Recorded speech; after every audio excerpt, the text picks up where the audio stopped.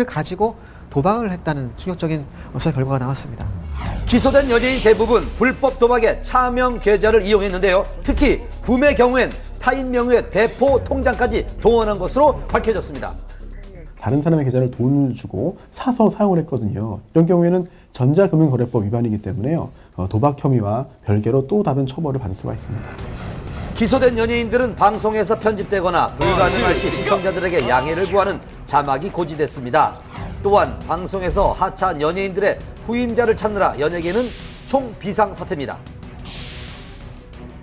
예능 MC라는 것이 일단 좀 장기간에 걸쳐서 그 분야에서 활동을 하셔야 안정적으로 좀 진행이 가능하고 프로그램을 이끌어 나가실 수 있는데 이분들을 대체할 만한 대체제를 찾기는 확실히 어려울 것으로 보여집니다. 현재 모든 혐의를 인정한 연예인들, 그들이 도박으로 얻은 건 과연 무엇이었을까요? 대부분 베팅을 하는 족족 자신의 돈을 탕진했다는 설명입니다. 게다가요, 연예인들은 본인의 돈만 가지고 하는 것이 아니고 타인에게 돈을 빌려서 꾸어서 도박을 참여했다는 정황이 드러났다고 합니다. 결국 이들은 돈도 잃고 명예도 잃는 두 가지를 모두 잃게 되는 최악의 국면을 맞게 된 거죠. 다음 달 6일 불법 도박에 대한 첫 공판이 열릴 예정인데요. 신중하게 결과를 지켜봐야겠습니다.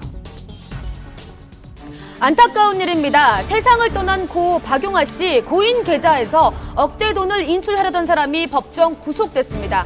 전 매니저였습니다. 사망 일주일 후부터 이런 일을 벌였던 충격적인 취재입니다. 나 속상해요. 한류 스타로서 일본을 넘어 아시아 전역에서 큰 사랑을 받았던 고 박용아. 고인이 떠난 지 3년이 지난 지금 또다시 믿기 어려운 소식이 전해졌습니다.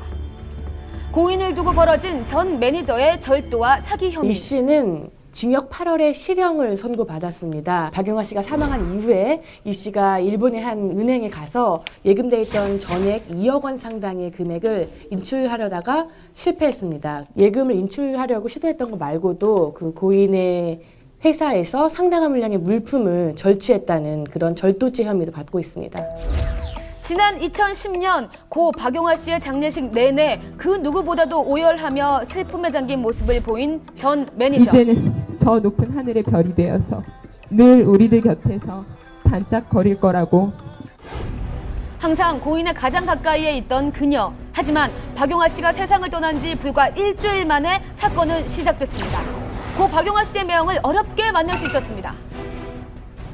전 매니저라는 사람이 금전적인 부분뿐만 아니라 그런 것들을 취하려고 했었다는 게 아픔이라든지 그 분노라는 거는 뭐 이루 말할 수가 없죠.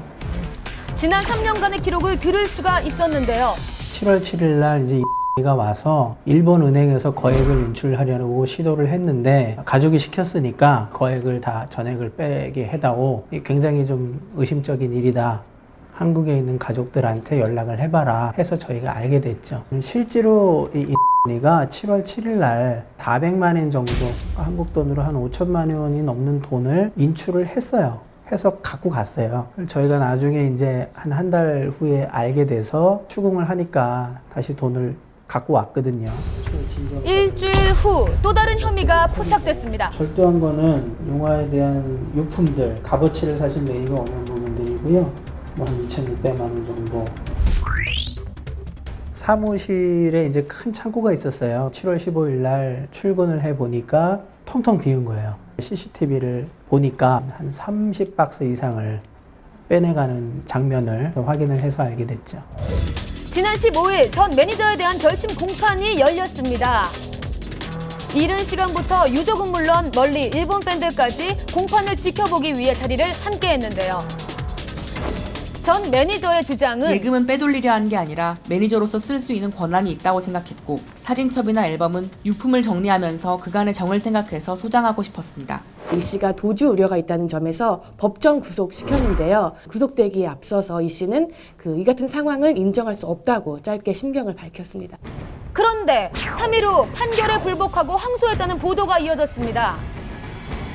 항소장 제출돼 있는 상황인가요? 예, 변호사님이 11월 18일자 내셨네요. 아직 기록이 넘어온 상태는 아니고요. 기록이 넘어오지 않았다는 게 아직 항소심 입장이 아직은 안 잡혔죠. 사과는 있었나요? 사과는 아직까지 전혀 들어본 적이 없습니다. 가 현재까지도 다른 기획사에서 매니저로 일을 하고 있기 때문에 저희 유가족 입장에서는 제2, 제3의 피해자가 나오지 않도록 하는 게 1차적인